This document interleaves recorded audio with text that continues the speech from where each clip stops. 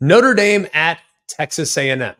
Notre Dame holds a 3-2 series lead, with this being the third regular season matchup between the two. They last played each other back in 2000 and 2001, and prior to those regular season games, they met a Cotton Bowl a couple times.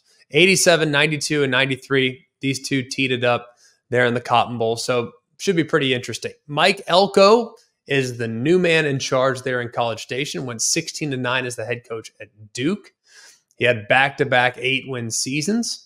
Pretty impressive in the ACC, especially when you think about just how challenging the Duke job was prior to his arrival. He won 65% of his games roughly, which is the best by a Duke head coach since 1945.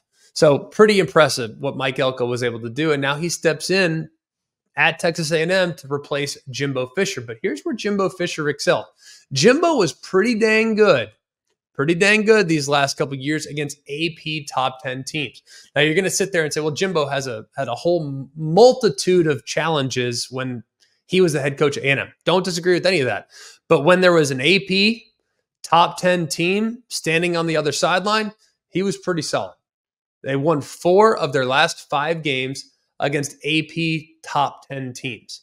Now, none of those games were last year, but still, he has been a bit of a giant killer in his last 2 years. A&M has been, at least, but Mike Elko now steps in. He's been a giant killer as well. We all remember his season opening victory against Clemson last year. Let's get to the question marks about this game and what might ultimately determine it. Number 1, can Colin Klein, that's the new offensive coordinator for Texas A&M, can his game plan neutralize a hyper-aggressive defense? Here's the thing. I don't think Texas A&M can just line up and block them. Just going to be honest with you. I don't think they can just line up and block. All right, hey, we'll take this guy. We'll take this guy. I don't think A&M, with the question marks that they have along the offensive line, I don't think they can just say, hey, yeah, we got it. We can hold it down. We're going to win that battle in the trenches. No doubt about it. I don't believe that to be true. The good news is Colin Klein comes from Kansas State. And he played quarterback. He understands the position, but he's also super creative offensively, especially in the run game. All right. They ranked in the top 10 in the FBS in jet sweeps. They ranked in the top 10 with multiple pulling offensive linemen, in some cases 3 pulling offensive linemen. They crushed it in quarterback design run game. Like, they did a lot of amazing things. And then when they got in the red zone, they scored. I mean, they were second in the FBS in red zone efficiency under Colin Klein. Now, on the other side, defensive coordinator Al Golden been super aggressive in college football in his 2 years. This is year number 3. They are 7th in pressure rate, 38%, and they've blitzed at a ridiculous rate of 39%. That's 9th in the sport. Now, Notre Dame's strength, their defensive tackles, off the charts good. Riley Mills, Howard Cross, game wreckers. So I would expect Colin Klein to be real creative with how he tries to attack this defense, knowing the strength of the team is right up the middle. Let's go next to question number 2. Can Notre Dame's beleaguered offensive line block Texas A&M's defensive front? Now, Joe Alt and Blake Fisher, the 2 tackles from last year, they're off to the NFL. They've had a bunch of offensive linemen drafted since the 2018 draft. Notre Dame's been O-line U for the most part, but they lost their 2 tackles. They lost their center who transferred to NC State. They lost their left tackle who was likely to start this upcoming season, in Charles Jagasaw. He tore his pec a couple weeks ago. So if you look at just the offensive line, man, that's a huge question mark for Notre Dame. The other problem is Mike Elko has a history of creating a lot of pressure with a bunch of disguised blitzes, a bunch of stunts and movement and twists and things like that. And he's got some really talented pieces to attack Riley Leonard with. That's the quarterback there for the Irish. Headlining the group is Nick Scordon. He's a transfer from Purdue, led the Big Ten in sacks last year. Really just an elite weapon off the edge. I mean, he almost is all the time standing up on the outside, but I think they might be able to move him around and create some opportunities for him. Depending on where they identify the weak link, I think you'll see Scordon on the move some. You also have 2 other great players, Shamar Stewart and Shamar Turner, not related.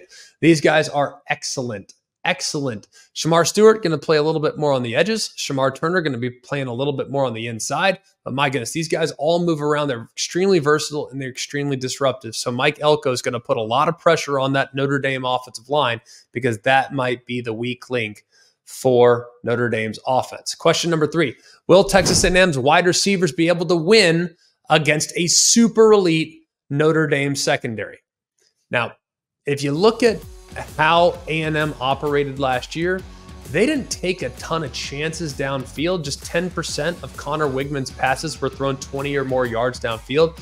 But when they did, they were pretty good. He was 8 of 12 on throws like that last year. Now, he was banged up, but there are some question marks at wide receiver for A&M. I think they have great length, but I'm still in see it to believe it mode with their speed. I think they have guys like Jahdae Walker, who's 6'4", can make the contested 50-50 catch. They have a guy like Noah Thomas, who's 6'6". They have Moose Muhammad, who's rock solid on the underneath and intermediate routes. And then you have the guy Cyrus Allen, who comes from Louisiana Tech. He's a big factor in the deep passing attack the last couple of years and has 12 receptions in his career on passes that were thrown 30-plus yards downfield. That's the 7th most in the FBS over the last 2 seasons. So keep an eye on Cyrus Allen, but there's a few others too that they're pretty excited about in the wide receiver corps, but now's their chance to show it against a group that is so good across the board. Benjamin Morrison, everyone talks about Will Johnson at Michigan as a top pick. I don't think Benjamin Morrison's that different from Will Johnson. I mean, he's that good. He is amazing. Allowed just 1 completion of 20-plus yards last year. And remember, he was draped on Marvin Harrison all throughout their game against Ohio State in 2023. They lost Cam Hart and DJ Brown, but Christian Gray had a great first year last year at corner as well. When you targeted him, you didn't have a lot of success. And then Xavier Watts is back at safety. He was a preseason AP All-American coming into the season, and he was amazing last year. Did not allow a touchdown in coverage and manufactured a lot of interceptions, got his hands on the football, just has a real nose for the football there in the back end. So tough to tango with that Irish secondary. Question number 4. Is this the year that Notre Dame's passing attack finally takes flight? As we've already kind of hit, I don't think Notre Dame's going to be able to just pound it against A&M right against that front. I don't see it happen like that. We know that they added Riley Leonard, but he's never been super accurate on the intermediates. He's never been crazy accurate on the downfield. The downfield accuracy is just flat out bad. For a guy that's as talented as he is, it's got to be better this year. Now, he didn't push the ball downfield very much, but when he did, he struggled. He completed just 23% of his passes that were thrown 20-plus yards downfield. Now, I think he's got decent weapons. I think that group has really improved the last couple years. Mitchell Evans is back at tight end. He tore his ACL last year, but he's back at 100%. He's a game changer there at tight end. Jaden Greathouse is back, kind of moved all over the field. Slot, inside, outside. Jordan Faison, solid receiver in the bowl game last year, 115 yards. He's a lacrosse player, but he's in the slot. He's got some juice. And they made 3 notable transfers. Wide receiver from FIU, Chris Mitchell, who's a big-time deep threat. Bo Collins, who's solid and steady, pretty productive there in 23 at Clemson. And then Jaden Harrison is a transfer over from Marshall that also has great top-end speed. A couple trends in this game. Texas A&M, 3-0 against the spread against top 10 teams at home since 2020. That's tied for 3rd best over that span. Georgia and Kentucky are both 4-0. I'm taking the Irish in this game. If you look at A&M, if I felt better about Texas A&M's receivers and if I felt better about Texas A&M's offensive line, I think it'd be a much more challenging choice. But I believe that with what they're going to see against a mobile quarterback and Riley Leonard, I think Notre Dame wins the game in what should be a low-scoring brawl. This is going to be a crazy physical game, a game that might be decided by one drive or another, but I think it's a low-scoring, really tough physical football game. I like Notre Dame's defense just a bit more at all 3 levels, but I do think that A&M's defensive line is capable of taking over the game. However, still rolling with the Irish as of this moment.